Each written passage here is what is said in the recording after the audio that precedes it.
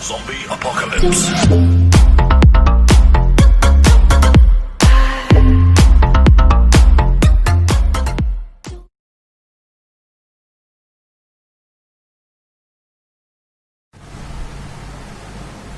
Hello and welcome to our channel AK academy. आज मैं लेकर आया हूँ आपके लिए बेसिक ग्रामर रूल्स के कुछ इम्पॉर्टेंट कॉन्सेप्ट जो आपको सभी एग्जाम्स के लिए काफ़ी ज़्यादा इम्पॉर्टेंट लगते हैं। तो आइए चलते हैं, जानते हैं कि आज मैं आपके लिए कौन से इम्पॉर्टेंट रूल्स लेकर आया हूँ। तो सबसे पहले हम लोग क्या डिस्कस करने वाले हैं ये आप जान लीजिए।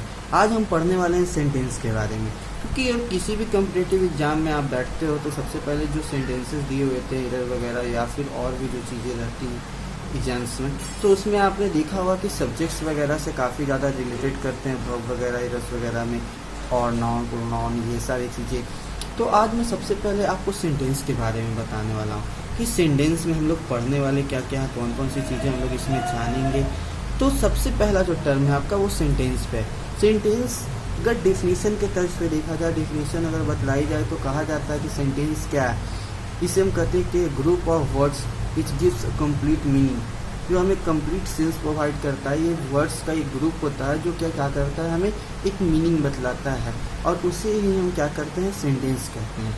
तो ये बातें तो नॉर्मली हमारे समझ में आ जाती हैं, किताबों में मिल जाती हैं, लेकिन जब हमें इसे क्वेश्चंस के द्वारा जब करना होता है तो काफ़ी डिफरेंट लगता है, काफ़ी मुश्किल लगने लगता है।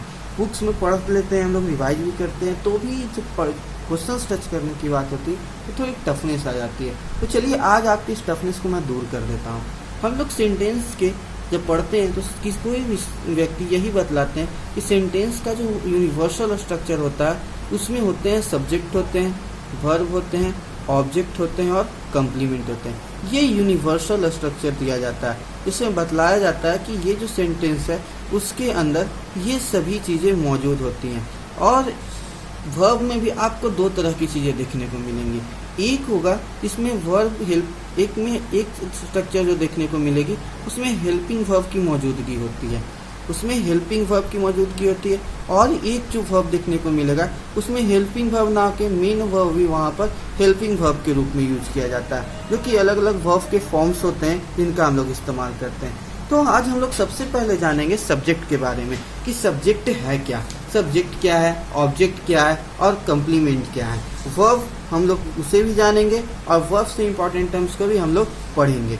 तो सबसे पहले जो हम लोग पढ़ने जा रहे हैं वो सब्जेक्ट के बारे में जानते हैं। तो सब्जेक्ट के बारे में जानने के लिए चलिए एक सेंटेंस में लेता हूँ, जिसमें हम लोग देखेंगे कि पता करेंगे कि कौन कौन सी चीज़ें मौजूद हैं।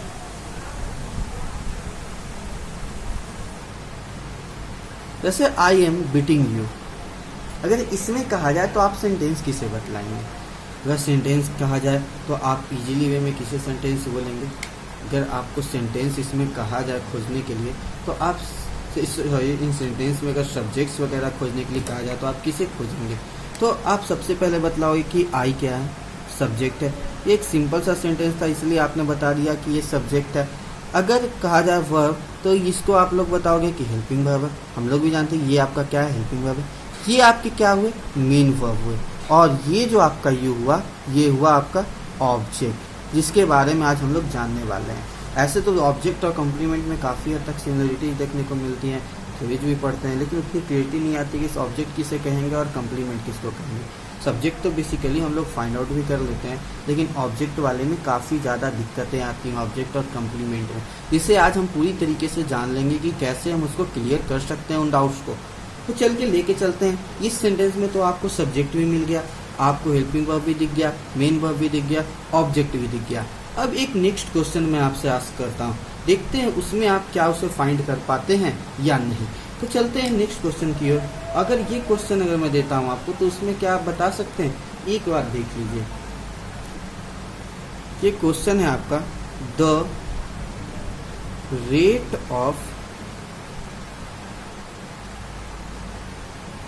Of these books is very high, is very high. अच्छा, इसमें सब्जेक्ट्स आपके हिसाब से कौन होने चाहिए? थोड़ी देर के लिए सोच के देखिए। आप लोगों ने क्या गेस किया होगा ये भी मैं बता देता हूँ। आप लोगों ने सबसे पहले देखा होगा कि इसमें दीज बुक्स आ रहे हैं। ये जो दीज बुक्स आ रहे हैं आपने सबसे पहले इसे ही सिग्निफाई किया होगा कि यही सब्जेक्ट्स हैं। जहाँ तक मैं हूँ बिल्कुल सही आपने गेस किया होगा, लेकिन ये आपकी गलत है। ये आपका सब्जेक्ट नहीं है। आप जब सब्जेक्ट वर्ब एग्रीमेंट में पढ़ेंगे तो वहाँ पर एक रूल है। वहाँ पे कहता है कि नाउन प्लस प्रीपोजिशन हो और प्लस नाउन हो तो हम लोग जब इस तरीके से वहाँ पे लिखा हुआ होता है और सेम टर्म में यहाँ पे आप देख रहे हैं इस चीज़ को लिखा हुआ कि द रेट, ये एक नाउन यहाँ पर है, फिर प्रीपोजिशन, ये ऑफ हमारा क्या है प्रीपोजिशन, और दीज बुक्स भी नाउन है। तो ये जब हम देखते हैं तो क्या देख रहे हैं कि ये noun plus preposition plus noun है। तो जब इस कंडीशन में रहे आपका सेंटेंस में सब्जेक्ट्स, तो यहाँ से जब आपको सब्जेक्ट फाइंड आउट करना हो तो आपको कुछ नहीं करना है, सीधे उस प्रीपोजिशन से एक साइड आपका लेफ्ट पोर्शन होगा, दूसरे साइड आपका इस प्रीपोजिशन से राइट पोर्शन होगा। आप सीधे लेफ्ट वाले की ओर चलेंगे और जो लेफ्ट में आपका मौजूद रहेगा नाउन, वही आपका क्या होगा सब्जेक्ट होगा। और यहाँ पर जो सब्जेक्ट है वह कौन है आपका द रेट है, इसे आप देख रहे हैं। और इस सब्जेक्ट के अनुसार ही यहाँ पर आप देख रहे हैं कि वर्ब का यूज हुआ है। अगर आपकी सब्जेक्ट ये होती तो ये भी आप लोग जानते हैं कि सब जो बहुत स्टूडेंट्स होंगे जो इस चीज़ों को जानते होंगे कि सब्जेक्ट जैसा होता है वैसा ही हम लोग वर्ब यूज करते हैं। अगर सब्जेक्ट सिंगुलर हो तो वर्ब भी हम लोग सिंगुलर यूज करते हैं। सब्जेक्ट अगर प्लूरल हो तो तब हम क्या करते हैं वर्ब हम लोग प्लूरल यूज करते हैं। कुछ एक्सेप्शंस हैं जहाँ पर हम लोग क्या करते हैं, कुछ प्लूरल सब्जेक्ट्स के साथ भी हम लोग सिंगुलर वर्ब का यूज करते हैं। तो वो अलग रूल्स हो जाते हैं, अलग चीज़ हो जाती है, थोड़ी सी हटके होती हैं, एक्सेप्शनल केसेस हो जाते हैं। लेकिन अभी जो हम लोग पढ़ रहे हैं उसके अनुसार अगर देखें तो यहाँ पे सब्जेक्ट हमारा सिंगुलर और यहाँ पर भी वर्ब सिंगुलर है। अगर ये हमारा सब्जेक्ट होता है तो यहाँ पे आर होनी चाहिए थी। ओके, तो ये आप देख रहे हैं कि कैसे सब्जेक्ट्स को हम लोग फाइंड आउट कर सकते हैं और ये कंफ्यूजन आपके भी दिमाग में आ सकता है। तो ये सब्जेक्ट्स फाइंड आउट करना अब तो आप लोग सीख गए होंगे। चलिए इससे बेसिक एक चीज़ और बताता हूँ आज कि अगर आप सब्जेक्ट सर्च कर रहे हैं तो ज़्यादा टेंशन लेने की बात नहीं है। ऐसे जनरली हर सेंटेंसेज में अगर आप किसी भी तरह के सिंपल जनरल सेंटेंसेस देख लो तो उन सभी के सभी में जो आपका सब्जेक्ट होता है वो ज़्यादातर आपके जो फर्स्ट वर्ड यूज होते हैं सेंटेंस में, सेंटेंस का जो फर्स्ट वर्ड होता है वही आपका क्या होता है सब्जेक्ट होता है। मैक्सिमम केसेस में, इतनी भी मैक्सिमम केसेस देख लो, अगर आप देखना चाहोगे तो मैं एग्जांपल भी आपको उसमें का दिखा सकता। तो आपके लिए जो कुछ एग्जांपल्स की बात मैंने की है, चलिए अब वो मैं आपको दिखा देता हूँ। जैसे कि आप लिख सकते हो you are very good, you are very good. देखिए इसका जो सब्जेक्ट है वो भी फर्स्ट में ही आ रहा है, जो मैंने थोड़ी देर पहले बोला था। जैसे यहाँ पर भी देख लीजिए, फिर दो भी नजर आए, Ram and Shyam are my friends, are my friends. ठीक है, तो ये आप देख रहे हैं कि जो भी चीज़ें अभी हम लोग देख रहे हैं उसमें देख रहे हैं कि जो शुरू में आने वाले जो शब्द हैं, जो वर्ड्स हैं, वही हमारे सब्जेक्ट्स होते हैं। चलिए ये तो आपके लिए आसान हो गया, अब तो आप सब्जेक्ट्स ढूंढ सकते हैं। लेकिन कभी आपने किसी को देखा है तो आपको इंट्रोगेटिव सेंटेंसेज में सब्जेक्ट्स ढूंढने के लिए बताएं? कभी आपने ये पढ़ा कि इंट्रोगेटिव सेंटेंस में सब्जेक्ट्स कैसे पता करेंगे? या निगेटिव और इसका तो आसानी से पता चलता है फॉर्मेटिव में जो रहते हैं। तो कभी आपने इंट्रोगेटिव सेंटेंसेज में फाइंड आउट करने की कोशिश की है? नहीं। चलिए आज मैं आपको सिखाता हूँ इंट्रोगेटिव सेंटेंसेज में भी सब्जेक्ट हम कैसे फाइंड आउट कर सकते हैं। तो लेट्स मूव टुवर्ड इट। चलिए देखते हैं आगे कि क्या करने वाले हैं हम लोग। तो कुछ सेंटेंसेज में फिर से लेने वाला हूँ और उसमें आपको बताना है कि सब्जेक्ट क्या है। जैसे कि अगर मैं लेता हूँ डू यू लव क्रिकेट, अगर मैं ये लिखता हूँ तो इसमें आप सब्जेक्ट किसको खोजते हैं? यू को। बताते हैं कि ये हमारा क्या है सब्जेक्ट है। सिंपल सा हम लोग तुरंत बताते हैं कि ये क्या है सब्जेक्ट है। अगर मान लीजिए कि जैसे पिछले question the rate of these books का मैंने दिया था, अगर उस टाइप के अगर क्वेश्चन रहते हैं तब आप क्या करेंगे? तब आपके लिए समस्या है, तब आपके लिए यहाँ पे प्रॉब्लम्स आने शुरू हो जाते हैं। तो उसका भी ये ट्रिक है। हम लोग हमेशा सवाल किससे पूछते हैं? हम लोग हमेशा सवाल किससे पूछते हैं? हम लोग हमेशा सवाल किसी दूसरे से पूछते हैं या किसी तीसरे से पूछते हैं। जो मैं अभी बोल रहा हूँ उसे ध्यान दीजिएगा। सब्जेक्ट कौन होता है? जो किसी काम को करता है। तो हमको उस सब्जेक्ट के बारे में पता करना, और ये भी याद रखिएगा कि सब्जेक्ट हम किसे कहते हैं। जो किसी काम को करता है उसे हम सब्जेक्ट बोलते हैं। तो यहाँ पर जो अभी मैं बात बोल रहा हूँ उस पर बहुत ज़्यादा ध्यान दीजिएगा। जो 2 वर्ड्स में बोल रहा हूँ कि हम लोग हमेशा सवाल किससे पूछते हैं? किसी दूसरे या तीसरे पर्सन से पूछते हैं। किससे हम लोग पूछते हैं? किसी दूसरे या तीसरे व्यक्ति से पूछते हैं कि नहीं?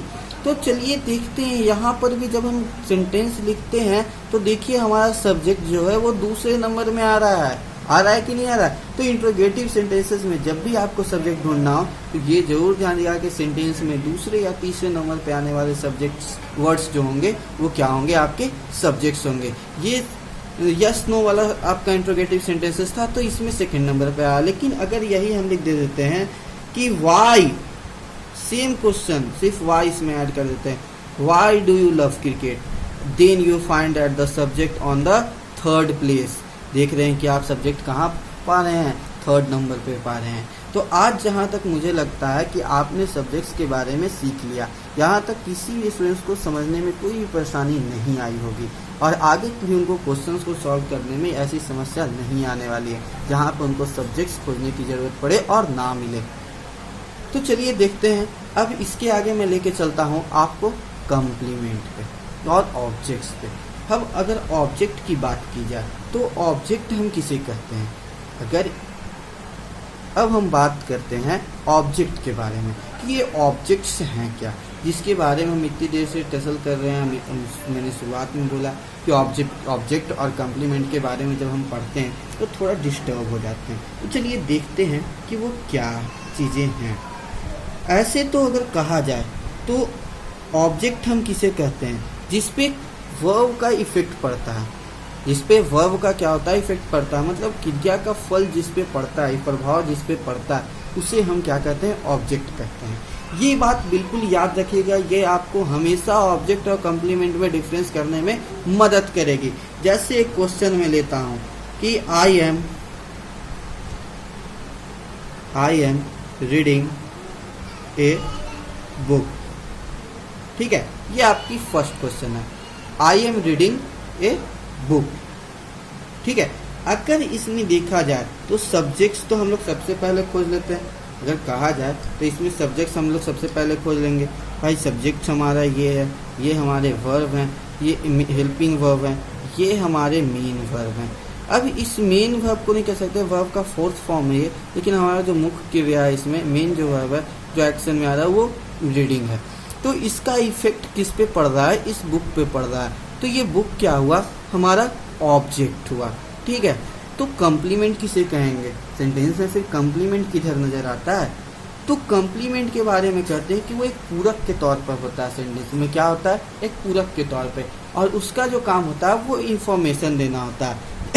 जैसे you are a good boy, good student. ठीक है, स्टूडेंट ही ले लेते हैं, या गुड बॉय भी आप ले सकते हैं कि आप एक अच्छे लड़के हो। यहाँ पर हम क्या कर रहे हैं? इस सब्जेक्ट के बारे में हम इंफॉर्मेशन दे रहे हैं। ये क्या है? हमारा इंफॉर्मेशन हम प्रोवाइड कर रहे हैं। ये हमारी इंफॉर्मेशन है, और जब हम इंफॉर्मेशन देते हैं तो उसे हम लोग क्या बोलते हैं? कॉम्प्लीमेंट बोलते हैं। क्या बोलते हैं? इसे हम कॉम्प्लीमेंट बोलते हैं।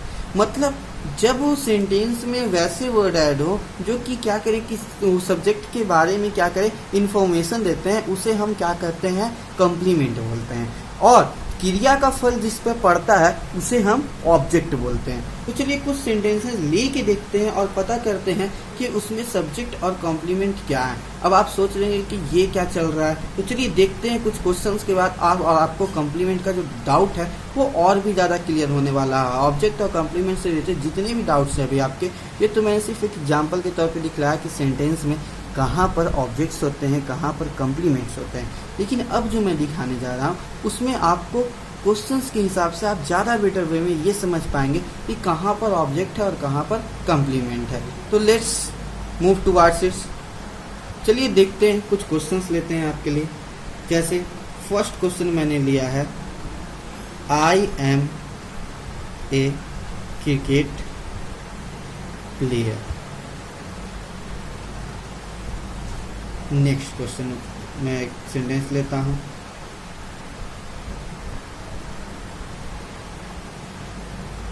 You are playing cricket.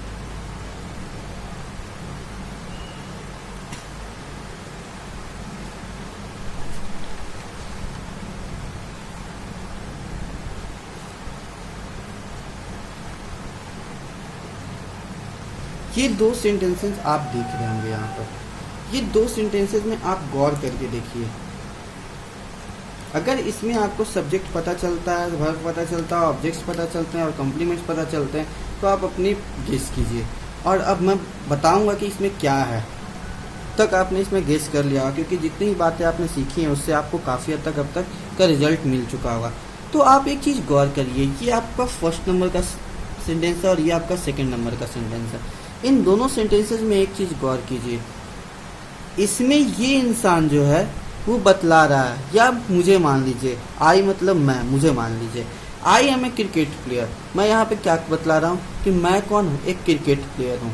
ठीक है, इसमें ये जो वाला टर्म है मेरा, ये क्या होगा, ये जो प्लेयर है क्रिकेट प्लेयर, ये क्या होगा, ये सब्जेक्ट है, कम्प्लीमेंट है, ये जो प्लेयर है वो क्या होगा, कम्प्लीमेंट है या ऑब्जेक्ट है, क्या होगा आप बता सकते हैं?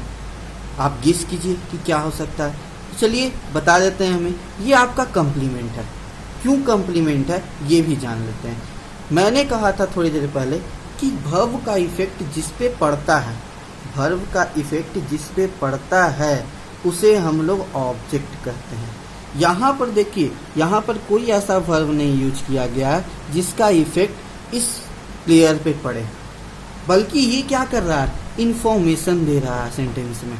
आप देख सकते हैं ये क्या कर रहा है, एक इंफॉर्मेशन दे रहा है कि यह वह कौन है, मैं क्या हूँ, एक क्रिकेट प्लेयर हूँ।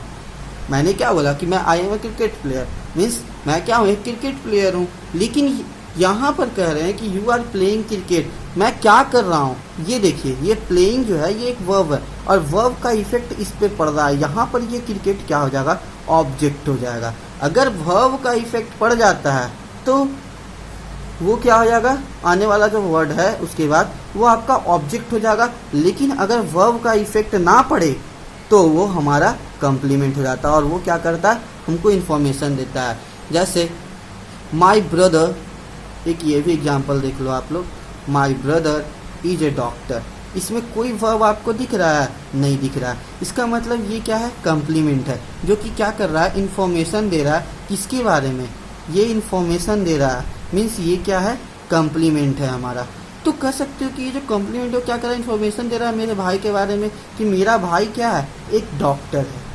ओके, और अगर यही मैं बोलता कि he is treating a patient, he is treating a patient, वह एक पेशेंट का इलाज कर रहा है या फिर ट्रीटमेंट दे रहा है कहते, तो वहाँ पे ये ट्रीटमेंट क्या हो गया, वर्ब हो गया और वर्ब का इफेक्ट उस पेशेंट पे पड़ रहा है। किसे ट्रीटमेंट दे रहा है, उसका इफेक्ट दिख रहा है किस पर, तो आपका कौन है वहाँ पर आपका पेशेंट है। वो पेशेंट क्या हो जाता है, आपका ऑब्जेक्ट हो जाता है।